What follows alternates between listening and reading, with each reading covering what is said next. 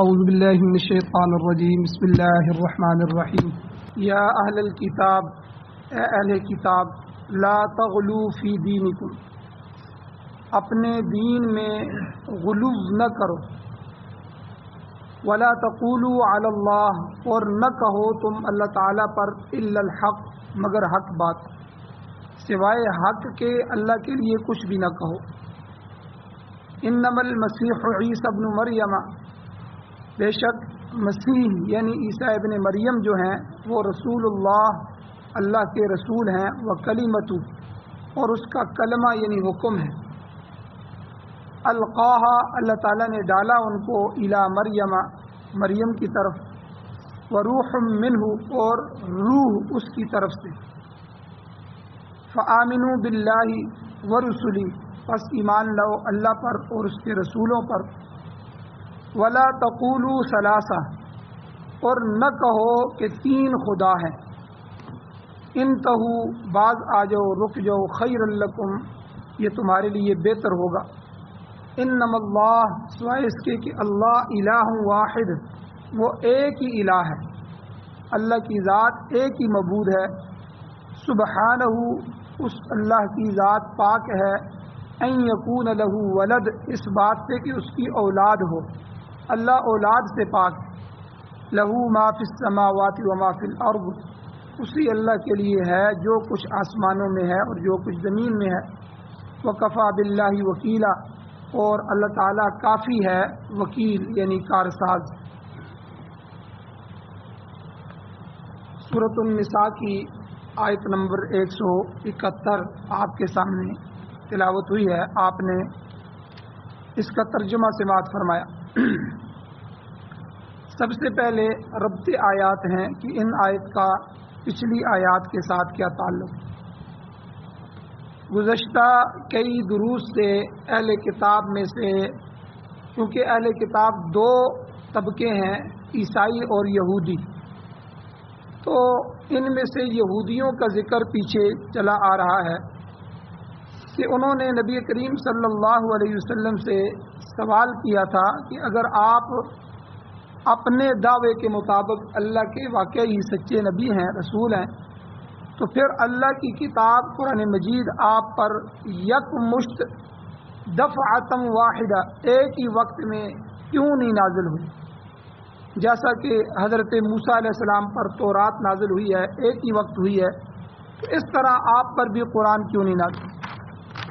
اللہ تعالیٰ نے اس کے جوابات دیے ہیں۔ پہلے الزامی جوابات دیے، فرمایا کہ جس طرح باقی انبیاء پر وحی نازل ہوتی رہی ہے، اسی طرح نبی آخر الزمان صلی اللہ علیہ وسلم پر بھی ہوتی ہے، اور تمام انبیاء کو اکٹھی کتابیں نہیں دی گئی، کسی پر اکٹھی کتابیں نازل ہوئی ہیں، کسی کو اسی طرح آہستہ آہستہ کتابیں نازل ہوئی۔ جب تم ان تمام انبیاء پر ایمان لاتے ہو، ان کو نبی مانتے ہو، تو پھر اس آخری نبی پر کیوں ایمان نہیں لاتے؟ اور جو شخص اللہ کی وحی الہی کا انکار کرتا ہے وہ کافر ہو جاتا ہے، کفر کا مرتکب ہو جاتا ہے۔ ایک جواب تو یہ دیا۔ اس کے بعد اللہ تعالیٰ نے انبیاء علیہ السلام کی یہ صفت بیان فرمائی کہ وہ سارے کے سارے نبی مبشر اور منذر ہوتے ہیں، خوشخبری دینے والے اور ڈرانے والے۔ جو ان کی بات کو مان لے، اللہ تعالیٰ کی توحید پر آ جائے، شرک اور کفر کو چھوڑ دے، تو اس کو جنت کی اور اللہ کی رضا کی خوشخبری دیتے، اور جو نہ ماننے والے ہوں ان کو جہنم کے عذابات سے ڈراتے ہیں۔ تو تبشیر اور تنذیر، مبشر اور منذر، ڈرانا اور خوشخبری دینا، یہ انبیاء کی صفت ہے۔ تو اللہ تعالیٰ نے قرآن پاک میں بعض انبیاء اور رسولوں کا ذکر کیا ہے اور بعض کا نہیں کیا، مگر اہل ایمان کے لیے ضروری ہے کہ وہ تمام انبیاء پر اجمالی طور پر ایمان لائیں۔ تمام انبیاء کی تصدیق کرنا یہ ایمان کا لازمی حصہ ہے۔ پھر اللہ تعالیٰ نے آگے حضور علیہ السلام کو تسلی دی کہ اگر یہ لوگ یہودی آپ کی نبوت کو تسلیم نہیں کرتے اور قرآن پاک کا انکار کرتے ہیں تو کوئی بات نہیں ہے، اللہ خود آپ کی صداقت کا گواہ ہے۔ اور قرآن پاک کی حقانیت کا گواہ اللہ تعالیٰ ہے، اور وکفا باللہ شہیدہ، اللہ کی گواہی کافی ہے۔ اور من ای شیء اکبر شہادہ، کہ اللہ کی شہادت سے بڑھ کر، خدا کی گواہی سے بڑھ کر اور کس کی گواہی ہے؟ اس لیے آپ پریشان نہ ہوں، تو اللہ آپ کے لیے کافی ہے۔ اس کے بعد اللہ تعالیٰ نے کفر کا نتیجہ بھی بیان کر دیا کہ جو آدمی کفر کرے گا وہ گمراہی میں جائے گا، اور ضلالا بعیدا، گمراہی میں بھی دور جا پڑے گا۔ ایسے شخص کو دنیا میں رائے راست میسر نہیں ہوگی، ولا لیہدیہم سبیلا، کہ اللہ تعالیٰ نہ تو اس کی مغفرت کریں گے نہ اس کو راستہ دکھائیں، اور صرف الا طریق جہنم، جہنم کا راستہ اس کو دکھائیں۔ پھر اللہ تعالیٰ نے آخر میں تمام بنی نوع انسان کو خطاب کیا اور فرمایا کہ دیکھو اللہ کا رسول جو آیا ہے یہ تمہارے لیے فلاح اور کامیابی کا پروگرام لے کے آیا، اس پر ایمان لانے میں ہی تمہاری بہتری ہے۔ اور کیونکہ جو کتاب قرآن مجید ہے، یہ کتاب ہماری دنیا کو بھی سنوارنے والی ہے اور آخرت کو بھی سنوارنے والی۔ تمہاری کامیابی، تمہاری فلاح اور تمہارے لیے اچھائی اسی میں ہے کہ اس پروگرام پر ایمان لے آؤ اور اسی پروگرام کو لے کر آگے چلو۔ تو انکار کی صورت میں وہ اللہ جب چاہے گا اپنی حکمت کے مطابق پھر تمہیں سزا دے دے۔ اور اس کا ذکر بھی ہو چکا ہے کہ حضرت عیسیٰ علیہ السلام کے متعلق یہودیوں کا کیا عقیدہ تھا اور انہوں نے آپ علیہ السلام کے ساتھ کیا سلوک کیا۔ سب سے پہلی بات تو یہ تھی کہ یہودیوں نے حضرت عیسیٰ علیہ السلام کو بھی اللہ کا رسول ماننے سے انکار کر دیا، بلکہ الٹا آپ کی والدہ پر زنا کا الزام لگایا علیاذ باللہ، اور آپ علیہ السلام کو، عیسیٰ علیہ السلام کو ولد الزنا کہا گیا۔ پھر جب عیسیٰ علیہ السلام نے انہیں اللہ کا پیغام پہنچانا شروع کیا تو وہ لوگ آپ کے جانی دشمن بن گئے، انہوں نے آپ کو طرح طرح کی تکلیفیں، طرح طرح کی اذیتیں دیں، اور آخر میں سولی پر لٹکانے کی کوشش کی، صلیب پر لٹکانے کی کوشش کی، مگر اس میں کامیاب نہیں ہو سکے۔ اور اللہ تعالیٰ نے وضاحت فرما دی کہ یہ لوگ نہ تو عیسیٰ علیہ السلام کو قتل کر سکے، وما قتلوہ وما صلبوہ، نہ ان کو سولی پر لٹکا سکے، بلکہ اللہ تعالیٰ نے خاص مہربانی فرمائی اور عیسیٰ علیہ السلام کو ان کے درمیان میں سے زندہ آسمانوں پر اٹھا لیا۔ بر رفعہ اللہ الیہ، بلکہ اللہ نے ان کو اٹھا لیا اپنی طرف۔ مگر یہودی اس بات پر بضد ہیں کہ انا قتلنا المسیح عیسی ابن مریم رسول اللہ، کہ ہم نے عیسیٰ جو مسیح علیہ السلام ہیں ان کو ہم نے قتل کر دیا۔ مگر اللہ نے فرمایا وَلَكِنْ شُبِّهَ لَهُمْ، یہ معاملہ ان کے درمیان مشتبہ کر دیا گیا۔ وما قتلوہ یقینا، یقینی طور پر پکی بات ہے کہ وہ عیسیٰ علیہ السلام کو قتل کرنے میں کامیاب نہیں ہو سکتے، اور حقیقت یہ ہے کہ بر رفعہ اللہ الیہ، اللہ نے انہیں باحفاظت اپنی طرف اٹھا لیا۔ اور ہمارا بھی، مسلمانوں کا بھی یہی عقیدہ ہے، کیونکہ قرآن مجید کا یہی عقیدہ ہے، اس لیے آپ اس بات کو، اس عقیدے کو سمجھیں، اور یہ دین کے ضروریات میں سے ہے، ضروری عقیدے میں سے، کہ عیسیٰ علیہ السلام کے بارے میں جب جو ہے حکومت سے مل کے یہودیوں نے سازش کی اور ان کو قتل کروانا چاہا، سولی پہ چڑھانا چاہا، تو پیچھے گزر چکا ہے کہ عیسیٰ علیہ السلام کو اللہ تعالیٰ نے حضرت جبرائیل علیہ السلام کے ذریعے وہاں سے آسمانوں پر اٹھا لیا، اور عنقریب اب قرب قیامت میں عیسیٰ علیہ السلام کو دوبارہ نازل کیا جائے، اور دجال جب آ چکا ہوگا پھر عیسیٰ علیہ السلام بھی آئیں گے، اور جو ہے دمشق کی جامع مسجد کے مشرقی کنارے پر جو ہے وہ اتریں گے، اور اس طرح سیڑھی لگا کر آپ کو اتارا جائے گا، اور پھر اس کے بعد عیسیٰ علیہ السلام اس دنیا میں رہیں گے اور اپنے ہاتھ سے دجال کو قتل کریں گے۔ اور یہاں ایک بات اور بھی سمجھ لی جائے کہ یہودی ایسے الٹے قسم کے لوگ ہیں، ایسے ضدی لوگ ہیں کہ انہوں نے زندگی میں تو مسیح علیہ السلام کو تسلیم نہیں کیا، عیسیٰ علیہ السلام کو اللہ کا نبی نہیں مانا، مگر حدیث میں آتا ہے کہ جب قرب قیامت میں دجال کا ظہور ہوگا تو 70,000 یہودی یہ چغے پہنے ہوئے ہوں گے اور اس کے پیچھے پیچھے چلیں گے اور اسے مسیح سمجھیں گے کہ یہ مسیح ہے. یعنی عیسیٰ علیہ السلام کو دنیا میں تسلیم نہیں کیا لیکن دجال کو مسیح مانیں گے. تو بہرحال یہودیوں نے حضرت عیسیٰ علیہ السلام کی نبوت کا انکار کیا اور ان کو دجال کہا اور اس طرح انہوں نے کفر کا ارتکاب کیا. اب حضرت عیسیٰ علیہ السلام کے متعلق خود اہل کتاب کا جو دوسرا گروہ ہے یعنی عیسائی، ان کا کیا عقیدہ ہے، وہ بھی حضرت عیسیٰ علیہ السلام کے متعلق گمراہ ہوئے ہیں. پہلا گروہ جو یہودی تھا انہوں نے تو بالکل انکار کر دیا، نبی اور رسول ماننے سے ہی انکار کر دیا، ان کی کتاب کا انکار کر دیا، وہ تو دشمن بن گئے، ان کی تفصیل پیچھے گزر چکی ہے. لیکن اس دوسرے گروہ نے، جس کو اہل کتاب کہا جاتا ہے عیسائی، اس دوسرے گروہ نے آپ کو نبی مانا لیکن آپ کی حیثیت کے بارے میں غلو کیا، آپ کی حیثیت کے بارے میں آگے بڑھ گئے، جس کی وجہ سے عیسائیوں کے کئی فرقے وجود میں آئے. ان میں سے عیسائیوں میں سے صرف ایک فرقہ ایسا ہے جو حق پر تھا، جس نے عیسیٰ علیہ السلام کو اللہ کا بندہ اور رسول مانا کہ عیسیٰ علیہ السلام اللہ کی طرف سے عام مخلوق کی طرح ایک مخلوق ہیں اور اللہ کے بندے ہیں اور اللہ کی طرف سے رسول ہیں. تو یہ ان کا عقیدہ یہ ٹھیک تھا اور یہ فرقہ صحیح راستے پہ تھا اس زمانے میں، باقی سب نے گمراہی کا راستہ اختیار کیا. اب عیسائیوں کے جو مختلف فرقے ہیں، یہ مسیح علیہ السلام کے اٹھائے جانے کے بعد عیسیٰ علیہ السلام جب آسمان پر اٹھا لیے گئے تو تقریباً 70 سے 100 سال کے عرصے میں یہ سارے فرقے پیدا ہوئے. ان فرقوں کے پیدا کرنے میں بھی یہودیوں کا ہاتھ ہے. تو یہودیوں نے آ کر جو ہے بظاہر عیسائی بن کے ان کے مذہب کو بدلا اور اس میں یہ عقیدے پیدا کیے.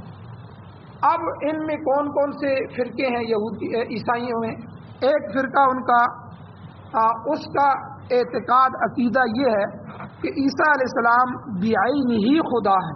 یعنی ایک عقیدہ تو یہاں تک کفر کرتا ہے کہ وہ عیسیٰ علیہ السلام کو خود خدا مانتا ہے کہ وہ خدا ہے، اور دنیا میں جو آپ انسان کی شکل میں آئے ہیں تو انسان کے روپ میں آپ کو دنیا میں بھیجا گیا، آپ دنیا میں تشریف پھر وہ واپس چلے گئے. یہ ان میں سے ایک کا عقیدہ ہے. ان کے اس عقیدے کی شہادت اللہ تعالیٰ نے اگلی سورت سورہ مائدہ میں آ رہی ہے. وہ کہتے تھے لقد کفر الذین قالوا، اللہ کہتے ہیں تحقیق کفر کیا ان لوگوں نے جنہوں نے یہ کہا، یہ عقیدہ بنایا، ان اللہ هو المسیح ابن مریم، کہ بے شک اللہ وہ خود عیسیٰ ابن مریم ہے، کہ مسیح ابن مریم خود خدا ہے. یہ تو عیسائیوں کا دوسرا طبقہ. پہلا جو طبقہ میں نے آپ کو بتایا جن کا عقیدہ تھا کہ عیسیٰ علیہ السلام اللہ کے بندے اور اس کے رسول ہیں، یہ ٹھیک راستے پہ تھے. دوسرا یہ عقیدہ ہو گیا کہ خود خدا ہے. اور یاد رکھیں ہمارے معاشرے میں جو یہ رافضی رفض جو ہے یہ جو رہتے ہیں، ان کا عقیدہ بھی یہی ہے کہ علی الہ ہے. ان میں سے بھی ایک طبقہ کہ جس کا یہ عقیدہ ہے کہ علی خود خدا ہے. جو ہمارے امام ہیں 12 امام وہ بھی خدا ہے، یعنی خدا کے درجے میں ہیں. تو اس طرح کے عقیدے مسلمانوں کے ان فرقوں کے اندر بھی آئے. تو بہرحال عیسائیت کا اس دوسرے طبقے کا جو عقیدہ تھا یہ عقیدہ تھا کہ انما المسیح، کہ مسیح ابن مریم، ان اللہ هو المسیح ابن مریم، کہ عیسیٰ مسیح ابن مریم جو ہے وہ خود خدا ہے، الہ ہے. اب عیسائیوں کا تیسرا جو فرقہ تھا اس نے عیسیٰ علیہ السلام کو خدا تو نہیں مانا مگر انہیں خدا کا بیٹا بنا دیا. بیٹے کا تصور یہ شروع میں محبوب اور پیاروں کے معنی میں آیا کہ یہ اللہ کے محبوب ہیں، اللہ کے پیارے ہیں. اب یہ معنی تو غلط نہیں تھا، لیکن جب آگے یہ تصور بڑھا بعد میں یہ تصور حقیقی بیٹے کے معنوں میں منتقل ہو گیا. پھر اگلا عقیدہ یہ بنا دیا گیا کہ عیسیٰ علیہ السلام اللہ کے حقیقی اور صلبی بیٹے ہیں. وقال اتخذ الرحمن ولدا، قرآن خود کہتا ہے کہ انہوں نے کہا کہ اللہ نے اپنا بیٹا بنا لیا ہے. بعض اوقات کوئی بے اولاد آدمی کسی دوسرے شخص کا بیٹا حاصل کرتا ہے کہ میری اولاد نہیں ہے، چلو بھائی کا لے لوں، فلاں کا بیٹا لے لوں، پھر اسے منہ بولا بیٹا بنا لیتا ہے. تو اسی طرح انہوں نے بھی کہا کہ اللہ نے ان کو اپنا بیٹا بنا لیا. تو یاد رکھیں یہ مقام الوہیت کے منافی ہے، کیونکہ جو یہ سلسلہ ہے توالد اور تناسل کا، اولاد کا، یہ تو انسانوں میں ہے، جانوروں میں ہے اور دیگر مخلوقات میں بھی ہوتا ہے. تو اللہ کی طرف منسوب کرنا اس بات کو، یہ اللہ کی الوہیت کو باطل قرار دینے کے مترادف ہے، کیونکہ وہ اللہ اس چیز سے پاک ہے. اللہ کی کوئی شادی نہیں ہے، اللہ کی کوئی بیوی نہیں ہے، اللہ کی کوئی اولاد نہیں ہے. اللہ ان سب چیزوں سے پاک ہے، یہ تو عیب ہے. اللہ تمام عیوب سے پاک ہے. تو اس لیے توالد اور تناسل یعنی نسل کا آگے بڑھنا یہ ایک ایسی صفت ہے جو مخلوق کے لیے خاص ہے، اور مخلوق کو صفت کو، مخلوق کی جو صفت ہو اس کو خدا میں ماننا یہ آدمی کو کافر بنا دے. جب اللہ تعالیٰ کے لیے بیٹا ثابت کر دیا تو پھر اللہ منزہ نہ رہا بلکہ مرکب بن گیا اور وہ بسیط نہیں رہا، حالانکہ وہ اللہ تعالیٰ ہر چیز سے وراء الورا ہے، اللہ کو کسی چیز کی ضرورت نہیں. اور اگر عقیدہ یہ ہو کہ اللہ نے بیٹا بنا لیا ہے تو اللہ اس کا احتیاج، اس کا محتاج ہونا ثابت ہوتا ہے کہ لا ولد ہونے کی، اولاد نہ ہونے کی صورت میں بیٹا لینے کی ضرورت اس لیے پڑتی ہے کہ تاکہ بڑھاپے کا سہارا بنے گا. مگر اللہ تعالیٰ جو ہے یہ تو غنی ہے. خود اللہ نے قرآن مجید میں بھی سورہ اخلاص میں فرما دیا قل هو اللہ احد اللہ الصمد، کہہ دیجئے کہ وہ اللہ ایک ہے، اس جیسا دوسرا کوئی بھی نہیں. اللہ الصمد وہ بے نیاز ذات ہے، وہ غنی ذات ہے، اس کو کسی کی پرواہ کوئی نہیں ہے، کسی کی ضرورت نہیں ہے. لم یلد ولم یولد، نہ وہ کسی کی اولاد ہے جنا ہوا ہے، نہ اس سے آگے کوئی جنا ہوا، نہ خود اللہ کسی کا بیٹا ہے، نہ آگے اللہ کے لیے کوئی اولاد ہے. تو یہ تو اللہ کی صفات کے خلاف ہے. اس لیے وہ اللہ غنی ہے، صمد ہے، وہ کسی کا محتاج نہیں ہے. مگر عیسائیوں نے یہ جو عقیدہ بنا لیا کہ اللہ نے بیٹا بنا لیا ہے تو اس میں اللہ کی احتیاج اور محتاج ہونا ثابت ہوتا ہے، لہذا یہ بھی کفریہ عقیدہ ہے. اسی طرح عیسائیوں کا ایک اور فرقہ، چوتھا فرقہ، جو تین خدا مانتے ہیں، یعنی باپ، بیٹا اور روح القدس، پھر ان سب کو ازلی تسلیم کرتے ہیں کہ یہ شروع سے ہیں.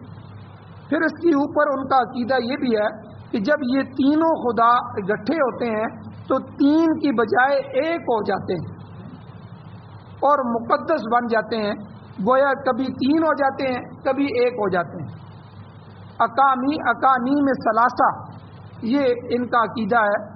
یہ عقل اور نقل دونوں کے خلاف ہے. چنانچہ بہت سے یورپ کے لوگ آج بھی یورپین جو ہے اس عقیدے سے بیزار نظر آتے ہیں، مگر جو متعصب اور ضدی اور پرانے عیسائی ہیں وہ اسی عقیدے پر راسخ اور پکے ہیں. اس طرح کی توجیحات اس کو سمجھانے کے لیے کرتے ہیں اور اس پر مناظرے بھی کرتے ہیں کہ ایک الہ تین ہے اور کبھی تین ایک ہیں. اس لیے اللہ تعالیٰ نے ان کو مخاطب کر کے قرآن مجید میں فرمایا یا اہل الکتاب، آج کے درس میں، اے اہل کتاب، اے عیسائیو، لا تغلو فی دینکم، اپنے دین میں غلو نہ کرو. غلو کا معنی کیا ہے؟ تجاوز کرنا، حد سے بڑھا دینا. تو خدا کے بندے کو الوہیت کے مقام تک، اللہ کے مقام تک پہنچا دینا، یہ غلو ہے. نبی آخر الزمان ہمارے نبی صلی اللہ علیہ وسلم نے بھی غلو سے منع فرمایا. لا تطرونی، حضور علیہ السلام نے فرمایا اے لوگو میری تعریف میں مبالغہ نہ کرنا، جیسا کہ عیسائیوں نے عیسیٰ علیہ السلام کے متعلق کہا انما انا عبد اللہ ورسولہ، کہ میں تو اللہ کا بندہ اور اس کا رسول ہوں. مجھے اللہ کا بندہ اور رسول ہی کہو. یہ عیسیٰ علیہ السلام نے عیسائیوں کو کہا. عیسیٰ علیہ السلام نے بھی یہی کہا تھا. قال انی عبد اللہ آتانی الکتاب وجعلنی نبیا.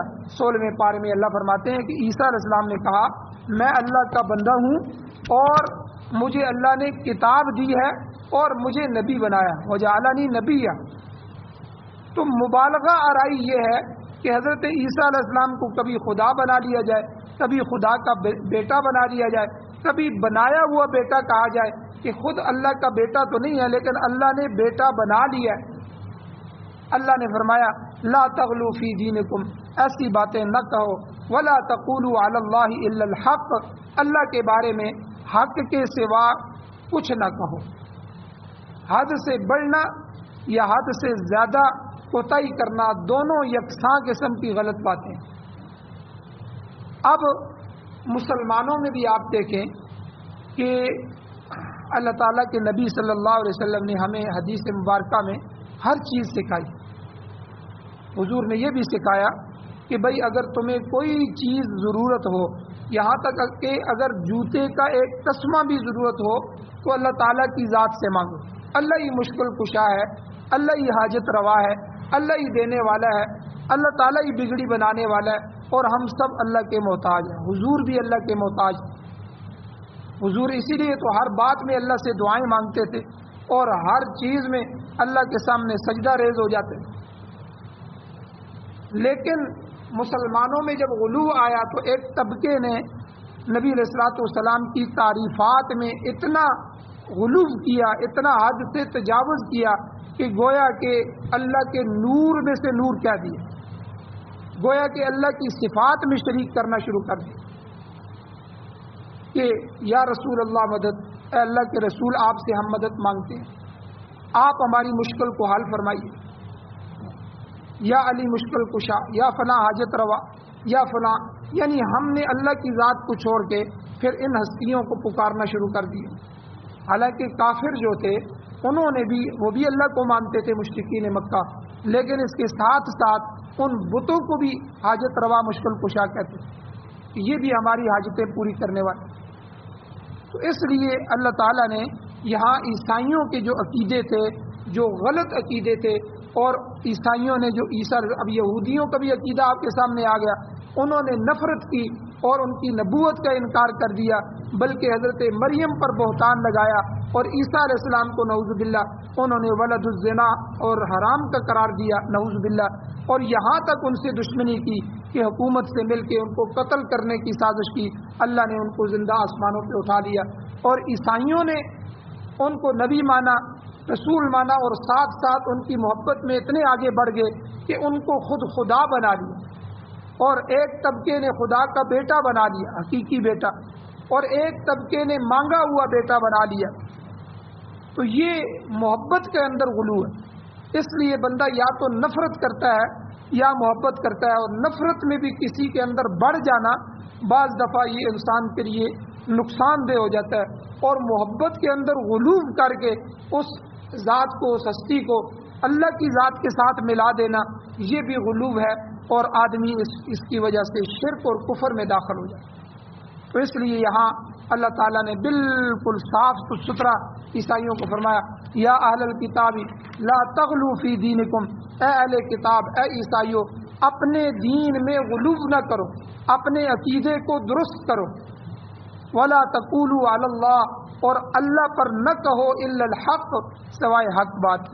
جو سچی بات ہے کہ عیسیٰ علیہ السلام اللہ کے بندے اور اللہ کے رسول تھے, تو یہی بات کہو, اس سے بڑھ کر آگے حد سے تجاوز کر کے اپنے عقیدے نہ بناؤ, اور سچی پکی بات اللہ کے بارے میں کہو. اللہ تعالیٰ سے دعا ہے اللہ ہمیں عمل کی توفیق عطا فرمائے. آمین. الحمدللہ رب العالمین والعاقبۃ للمتقین والصلاۃ والسلام علی رسولہ النبی الامی الکریم. یا اللہ ہماری کمیوں کو تائیوں کو معاف فرمائے, درگزر فرمائے, صغیرہ کبیرہ گناہوں کو معاف فرمائے. یا اللہ ہماری لغزشوں کو معاف فرمائے. یا اللہ قرآن و سنت کو پڑھنے, پڑھانے, سننے, سنانے کی توفیق عطا فرمائے. یا اللہ ہمیں عقیدے کی محنت کرنے کی توفیق عطا فرمائے, خالص عقیدہ توحید نصیب فرمائے, شرک سے معاف. یا اللہ ہمیں محفوظ فرمائے. یا اللہ بیماروں کو شفا عطا فرمائے, پریشان حالوں کی پریشانی کو دور فرمائے. جو حضرات ایمان کی حالت سے اس دنیا سے جا چکے ہیں، یا اللہ ان سب کی بخشش